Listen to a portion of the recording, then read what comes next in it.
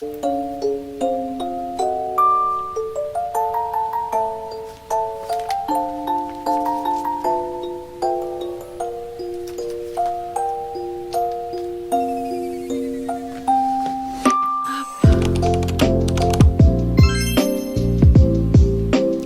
à tous et bienvenue sur Parallèle Archive.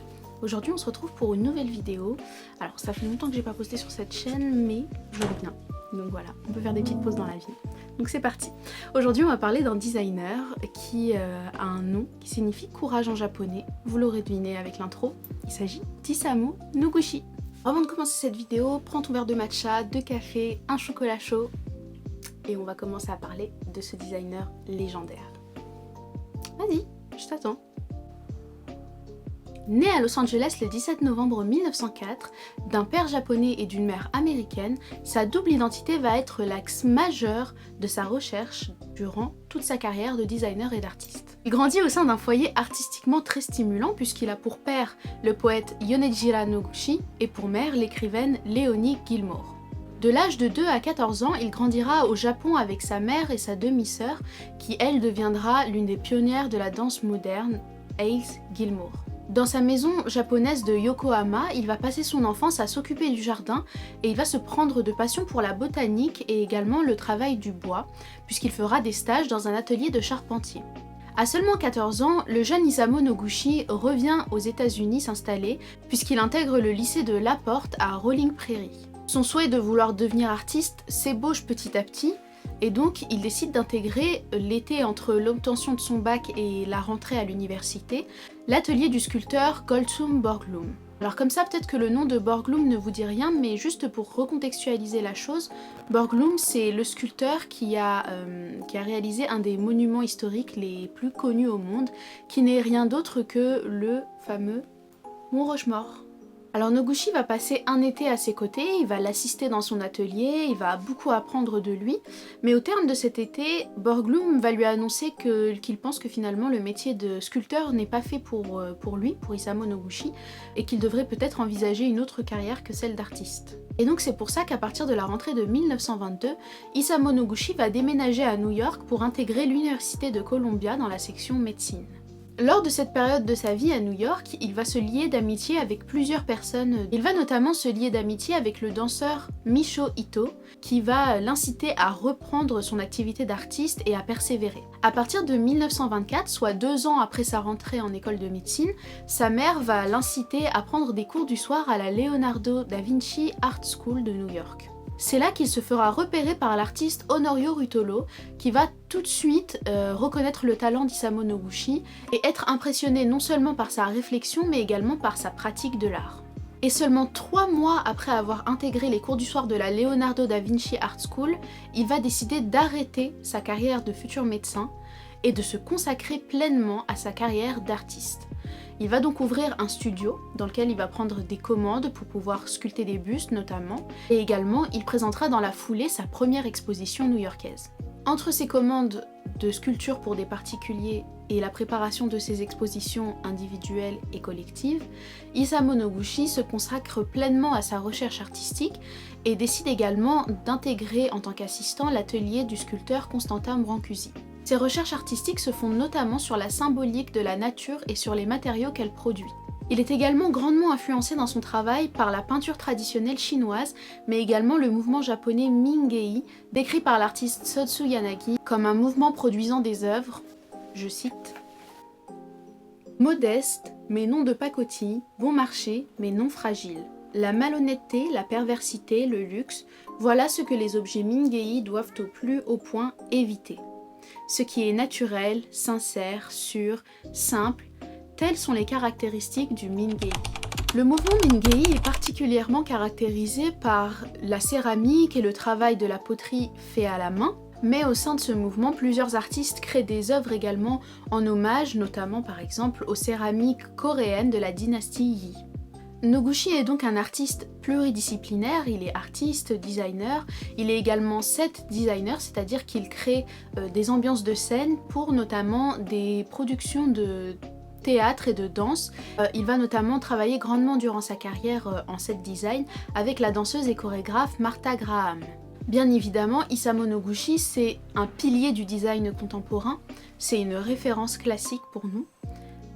Et donc, il a forcément un musée qui lui est dédié. C'est un musée qu'il a érigé lui-même durant son vivant à New York, dans le quartier du Queens. En fait, c'est à partir de 1974, Isamu Noguchi, il a besoin d'un studio plus grand pour sa création, et il décide d'ériger un studio au milieu du Queens à New York, dans une ancienne usine de photogravure qui est abandonnée, qu'il va rénover avec une partie dédiée à son atelier de création et une partie dédiée à l'exposition de son travail, donc un musée auto-érigé. Ce musée il caractérise complètement le travail d'Isamu Noguchi puisqu'il va créer un jardin à la japonaise à l'entrée du musée et un jardin à la japonaise en plein milieu des rues très industrielles de New York, en plein milieu du Manhattan new-yorkais. C'est assez décalé. Ce qu'il veut créer avec cette entrée, ce jardin à la japonaise au milieu de New York, c'est vraiment une coupure entre la vie ultra-moderne, urbaine et industrialisée que représente New York et le travail de designers et d'artistes traditionnels qui reviennent aux éléments naturels, au travail à la main, etc. Alors maintenant qu'on a fait le tour de la vie de cet artiste, il est temps de rentrer dans le vif du sujet, c'est-à-dire petite sélection de ses œuvres. Et je vous préviens, ça c'est un petit spoiler de la vidéo, vous en connaissez sûrement quelques-unes déjà, même si le nom d'Isamu Noguchi ne vous dit rien. Donc restez jusqu'à la fin de la vidéo. Pour commencer, on va parler de son travail en tant que sculpteur. Et on commence avec une de mes œuvres préférées, mais vous l'aurez deviné, ce sera que mes œuvres préférées dans cette vidéo. Une sculpture en aluminium qu'il a créée en 1932 et qui s'appelle Miss Expanding Universe, qui signifie littéralement en français « la femme qui étire l'univers ». Cette sculpture, c'est un hommage à un coup de foudre qu'il a eu pour une danseuse qui s'appelle Ruth Page, avec qui il va avoir une histoire d'amour durant une année. Une histoire d'amour qui va permettre aux deux artistes de créer énormément durant cette période, et notamment cette sculpture iconique qui en est ressortie durant la carrière d'Isamu Noguchi. C'est une sculpture assez intéressante puisqu'elle représente en fait une femme qui ouvre les bras et les jambes. C'est une sculpture qui est suspendue, qui est faite dans un matériau très léger, l'aluminium, mais en même temps très rigide, donc il y a une symbolique très forte derrière ce choix de matériel. Et puis également, c'est une sculpture qui ouvre les bras, donc qui accueille. Cette sculpture, c'est un hommage à cette histoire d'amour qu'il a vécue avec la danseuse Ruth Page, mais également, ça décrit vraiment un élément qui est très important dans le travail de ces deux artistes, qui est le mouvement. Elle puisqu'elle est danseuse, et Isamu Noguchi qui traite le mouvement puisqu'il est fait partie intégrante de la nature. Pour créer cette sculpture, Isamu Noguchi, il va faire poser Ruth Page dans plusieurs positions, dans plusieurs danses, et elle porte en fait sur ces photos qui ont été prises par le photographe F.S. Lincoln, une robe assez particulière qui a été designée par Isamu Noguchi. Donc on voit la pluralité en fait de la création de cet artiste au sein même de cette unique sculpture, tout ce qu'il en a découlé et toute la recherche qui a été faite pour arriver à ce résultat-là. On est vraiment dans la même veine que les artistes d'avant-garde qui, dans un sens, privilégient le processus autour de la création de l'œuvre plutôt que le résultat final, même si ici on a quand même un résultat qui est absolument magnifique. Passons maintenant à la partie du mobilier, donc la partie plus designer, mais vous verrez en fait que Isamu Noguchi il ne trace pas une frontière entre sa pratique artistique et sa pratique de designer. Les deux se confondent, hein. C'est des œuvres d'art mais des sculptures également et des designs du mobilier. Donc là, on va passer à la partie sur le mobilier. Vous pensez peut-être que c'est ma partie préférée, mais pas encore, c'est une de mes parties préférées. Ma partie préférée arrive juste après. Alors pour le mobilier, on va parler d'une sculpture qu'il a fait, une sculpture, salon, qu'il a fait en 1970 qui s'appelle Floor Frame, entre parenthèses, Remembering India. Ce qui signifie cadre de sol, entre parenthèses, souvenir d'Inde. Alors, c'est un titre assez particulier, évocateur de la vie d'Isamu Noguchi, hein, vous vous en doutez. En fait, ici, la première inspiration de l'artiste, c'est vraiment la position assise qu'on a notamment durant la cérémonie du thé au Japon. Donc c'est une position qui est assez culturelle, assez traditionnelle, ancrée dans les coutumes japonaises. Et donc ici, il crée une assise très près du sol, et il considère que l'œuvre n'est pas finie, que le mobilier n'est pas terminé sans la personne qui viendra s'asseoir dessus. Donc une fois qu'une personne est assise dessus, l'œuvre est complète Il crée en fait cette assise dans des matériaux naturels, donc du granit noir et du marbre jaune, une assise très basse, très rigide, qui invite à la convivialité. Cette assise au sol, elle est très importante dans la culture japonaise, qui est une des deux cultures d'Isamu Noguchi, mais également dans plusieurs cultures à travers le monde, puisque s'asseoir par terre, c'est être connecté avec la terre en fait, c'est être connecté avec les énergies terrestres, et donc ça a une symbolique très forte. Et ici en fait, il crée comme une sorte de... je dirais pas une frontière, mais je dirais plutôt une transition, voilà, une transition entre le sol terrestre, la matière naturelle qui est le granit et le marbre, et puis l'homme qui va venir s'asseoir dessus. Et la position reste quand même très basse, hein, vous voyez, c'est très près du sol. On a les pieds qui vont toucher le sol, on a les genoux qui vont toucher le sol quand on sera assis sur ce cadre. Pour le titre, entre parenthèses, Remembering India, en fait c'est évocateur d'un voyage qu'il a fait à Jaipur, duquel il est revenu avec une canne qui avait un morceau de pierre et qui était faite de métal. Et en fait cette canne lui a inspiré cette assise, puisque cette assise va lui permettre de supporter le corps. Donc d'un côté c'est un hommage à sa culture japonaise, mais surtout c'est un hommage à ce pays qu'est l'Inde qu'il a chéri durant sa carrière et durant ses nombreux voyages. Passons maintenant à la coffee table. Donc ça c'est une table qui est vraiment iconique. Peut-être vous connaissez, que vous avez peut-être vu passer dans certains bouquins ou dans certains contenus. C'est une table très connue dans le monde du design, faite par monsieur Isamu Noguchi, encore une fois. C'est une table en bois et en verre qui a été réalisée par Isamu Noguchi en 1947. La particularité, c'est que c'est une table en bois très simple dans sa composition, mais comme je vous l'ai dit au niveau des artistes d'avant-garde, cette simplicité elle découle vraiment d'une recherche qui est très approfondie avant la création finale de l'œuvre. Donc là en fait on a une table qui va avoir plusieurs modes de production différents, puisque selon l'année dans laquelle elle va être produite, dans un premier temps Isamu Noguchi va choisir du bois de cerisier pour pouvoir créer cette table surmontée d'un plateau en verre en forme de galet. Donc là en fait on a dans un premier temps une production de ces tables là en cerisier, puis dans un second temps on va passer sur une production en bouleau, et enfin on va s'arrêter sur une production en noyer. Donc les tables en cerisier, vous imaginez bien qu'elles sont ultra recherchées dans le monde du design, elles sont très rares à trouver, mais ça n'enlève pas de la valeur aux tables en noyer qui sont les dernières productions de cet objet là, enfin le produit final, puisqu'elles sont également extrêmement recherchées dans le monde du design. Alors cette table, je vous ai parlé de sa simplicité, mais quand on la regarde vraiment c'est une sculpture, hein. Mais en même temps c'est une sculpture utilitaire. On peut l'utiliser comme table basse et en même temps on peut l'admirer, puisque la recherche est vraiment poussée pour arriver à ce résultat final d'un minimalisme extrême. Une fois de plus ici, l'artiste décrit l'importance des matériaux naturels et leur évolution dans la nature. On a le sable qui se transforme en verre, donc le plateau de la table, qui lui est formé en forme de galet pour rappeler sa condition initiale, sa condition dans la nature. Donc c'est une sorte de cercle que fait l'artiste ici.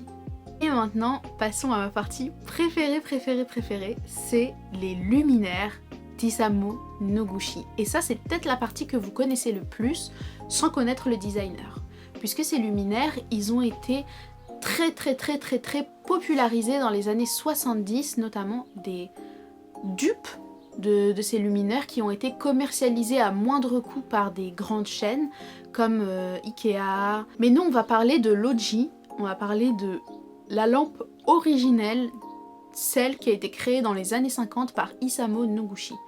Donc l'histoire de ces lampes, Akari, donc c'est le nom de cette collection de lampes, démarre à Gifu au Japon lors d'un voyage d'Isamu Noguchi dans les années 50. Il va visiter cette région maritime où on pêche le poisson avec des lanternes en papier washi. Et en fait, on produit également des lampes en papier washi. Mais c'est des lampes qui sont produites à la main et dans lesquelles on vient placer une bougie. Et ces lampes-là, elles coûtent très cher à fabriquer puisque c'est de la main-d'œuvre traditionnelle.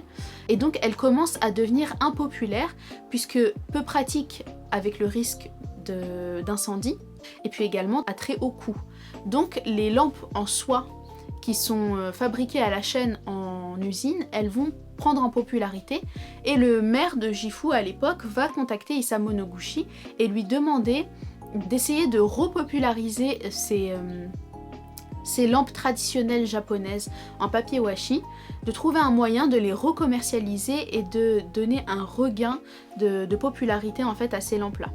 Le génie d'Isamu Noguchi, c'est qu'il va reprendre cette structure traditionnelle en bambou et en métal et il va ajouter donc ce qu'on appelle le papier washi par-dessus. Un papier washi, en fait, c'est un papier traditionnel japonais très fin qui est fabriqué à partir d'écorce de mûrier.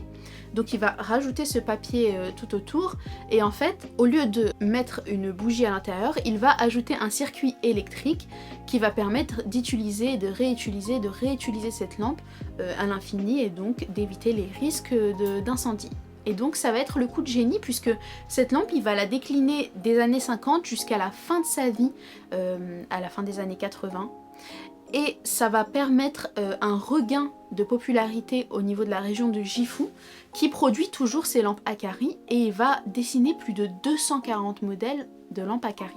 D'ailleurs, une anecdote que j'adore à propos de ces lampes Akari se passe en 2016, donc il n'y a pas si longtemps, avec le designer Tom Sachs. Donc si vous connaissez pas Tom Sachs, très rapidement, mais je ferai peut-être une vidéo sur lui, c'est un designer qui a notamment plusieurs fois collaboré avec Nike, il est également artiste et il est également à l'origine des set designs de scène pour l'artiste Frank Ocean. Donc si cet univers-là du R&B et de la sneakers vous parle, vous connaissez sûrement les visuels de Tom Sachs. Il a été invité en 2016 au musée Isamu Noguchi pour célébrer l'anniversaire de l'artiste et donc il a créé une exposition autour de la cérémonie du thé. Tom Sachs, pour vous faire court, c'est un artiste qui est très intéressé par la simplicité, les objets absurdes et puis également tout ce qui a trait à la NASA et la recherche spatiale. Et donc il va recréer des lampes Akari pour rendre hommage à Isamu Noguchi, sur lesquels il va venir dessiner des vaisseaux. Et donc, moi j'aime beaucoup ce mix entre le croquis scientifique et cette lampe très délicate, très traditionnelle. Bien évidemment, vous savez que j'aime beaucoup parler de mes coups de cœur, et je pouvais pas finir cette vidéo sans vous parler de mon coup de cœur ultime. Mon coup de cœur ultime de la carrière d'Isamu Noguchi, qui est d'ailleurs pas une œuvre très connue quand on connaît le travail de l'artiste en surface, mais je suis très contente aujourd'hui de vous la présenter. Il s'agit de la Radio Nurse d'Isamu Noguchi. C'est en fait une enceinte, une radio, et vous savez que j'adore le design et la tech, et quand c'est ensemble, ça peut faire que mon bonheur. Donc là, je trouve ça magnifique. Donc c'est un design réalisé en PVC, quelque chose qui est très rare dans la carrière d'Isamu Noguchi. Et en fait cette radio slash enceinte, elle est très particulière dans sa forme. Vous l'aurez peut-être deviné, c'est la forme d'un casque de kendo, qui est la version japonaise de l'escrime, et qui est un sport qu'il pratiquait quand il était enfant. Donc là c'est un hommage à son enfance au Japon, et c'est un objet, trop mignon et qui porte vraiment énormément de symbolique par rapport à la vie et l'enfance de l'artiste. Donc j'adore. Voilà, j'espère que l'histoire de ce designer vous inspirera en tout cas dans vos prochaines créations. Pensez vraiment à suivre vos ambitions et à ne rien laisser vous freiner. Voilà, c'est pas parce que quelqu'un dit que vous n'êtes pas fait pour quelque chose que cet avis, faut le prendre pour argent comptant. Il faut suivre sa passion, suivre ses créations et surtout persévérer. Croyez en vous et créez votre propre histoire, et qui sait, peut-être que je la raconterai sur Parallèle Archive.